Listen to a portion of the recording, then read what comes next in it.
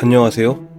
지난번 영상에서는 AI가 우리 업무에 얼마나 큰 효율을 가져다 주는지 그 놀라운 효능에 대해서만 이야기했었죠. 그런데 제가 빠뜨리고 말을 안 했군요. 아쉽지만 그건 각 분야의 미들급, 시니어급에 해당하는 이야기입니다. 오늘은 조금 다른 이야기를 해보려고 합니다. 빛이 밝을수록 그림자는 짙어지는 법이니까요. 저명한 전문가들이 경고하는, 아니 이미 우리 곁에서 벌어지고 있는 문제들에 대해서 말이죠. 여러분은 기술 부채라는 말을 들어보셨나요? 코드를 빨리 짜기 위해 나중으로 미룬 문제들이 이자처럼 불어나는 현상이죠. 그런데 지금 AI 시대의 주니어들은 이보다 더 무서운 빚을 지고 있습니다. 바로 인지부채입니다. AI가 코드를 짜주고 보고서를 대신 써주는 지금, 당장은 편하고 빨라 보입니다. 마치 대출을 받아 명품을 사는 것처럼요. 하지만 이 빚은 여러분의 성장을 담보로 잡고 있습니다. 특히 이제 막 커리어를 시작하는 주니어 개발자 혹은 신입사원들에게 AI는 과연 든든한 사수일까요? 아니면 달콤한 독이 든 성배일까요? 전직 개발자이자 현직 취미 개발자로서 제가 느끼는, 그리고 앞으로 닥쳐올 이 재앙에 대해 현실적인 이야기를 시작해보겠습니다.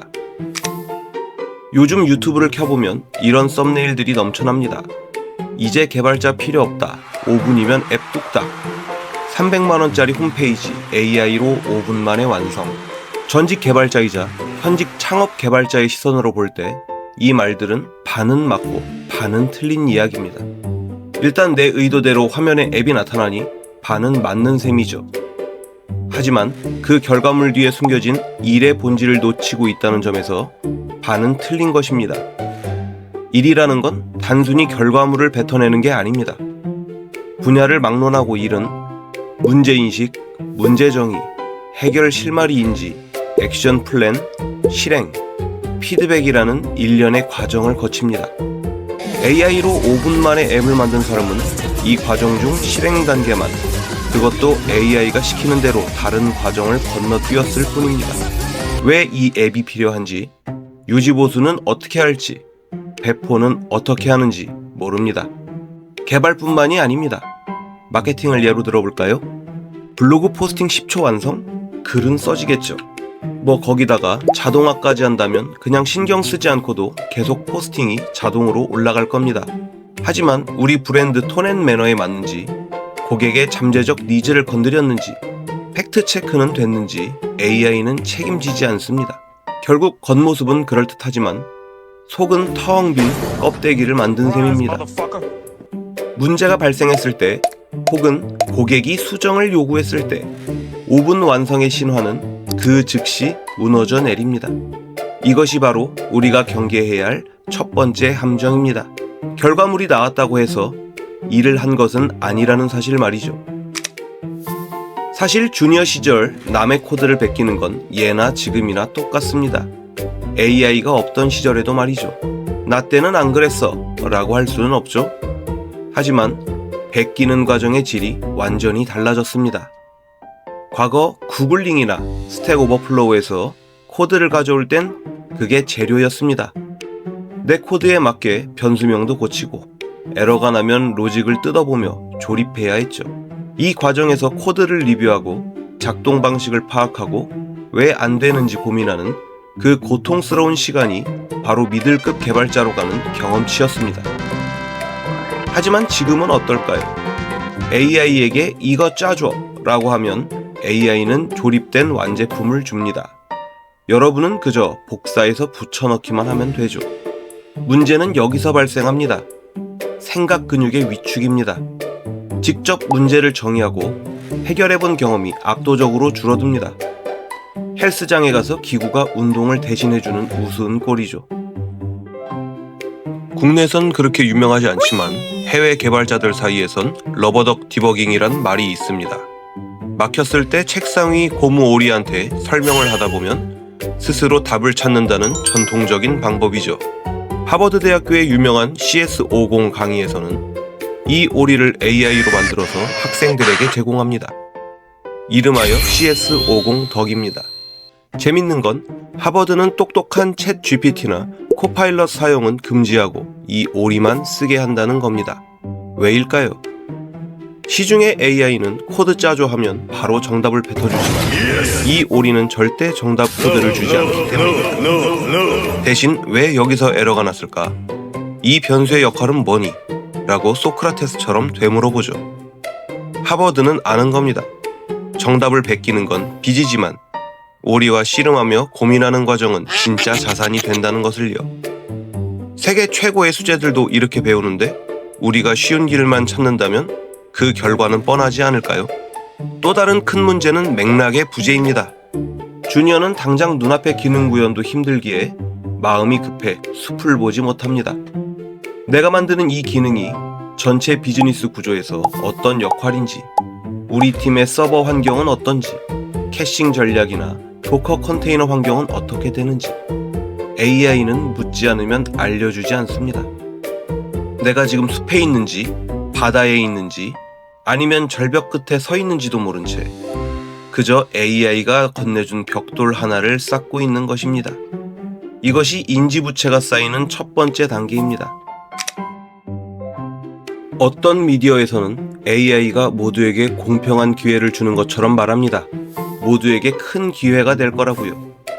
하지만 실상은 그렇지 않습니다. AI는 철저하게 가진 자를 위한 도구입니다. 경험이 풍부한 시니어 개발자에게 AI는 강력한 날개입니다.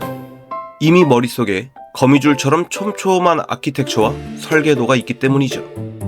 예전엔 40명이 6개월 걸릴 일을 이제 시니어는 AI라는 충신들을 지휘해 10명이 1개월 만에 끝내버립니다.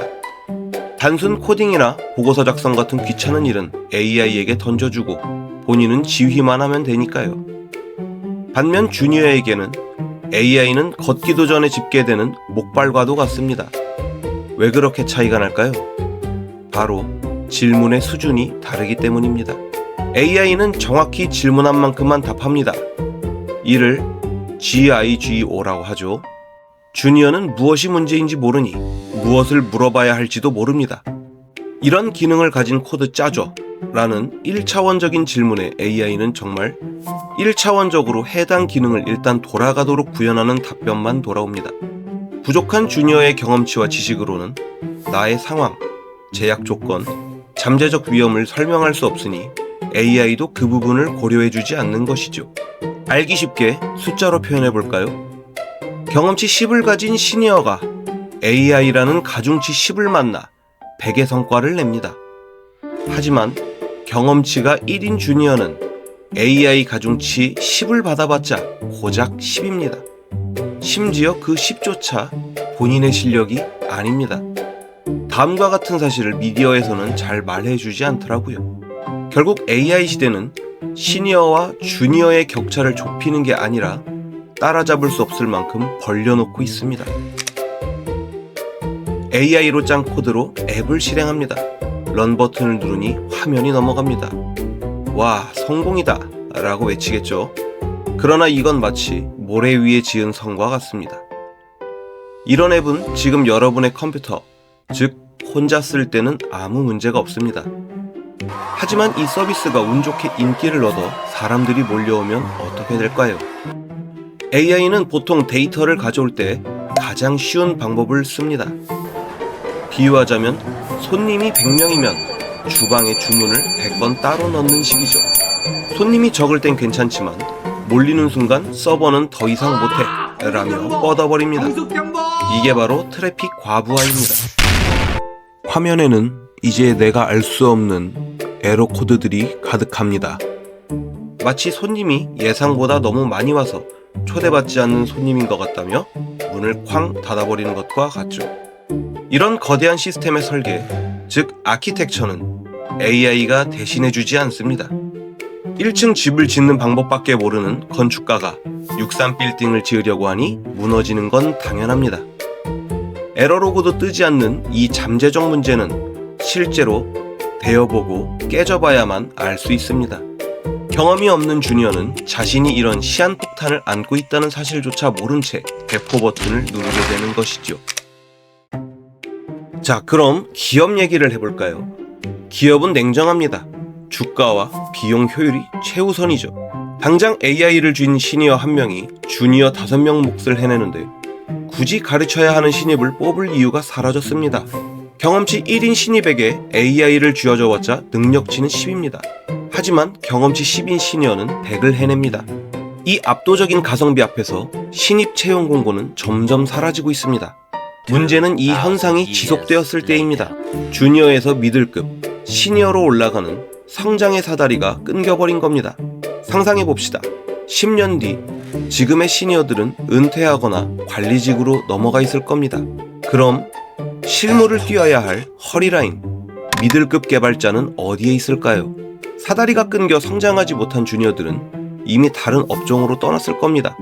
게다가 저출산과 AI로 인한 이공계 기피 현상까지 겹쳐 아예 진입하는 신규 인력조차 말라버렸겠죠. 그때가 되면 AI를 아무리 잘 써도 그 AI를 지휘할 사람 자체가 귀해집니다.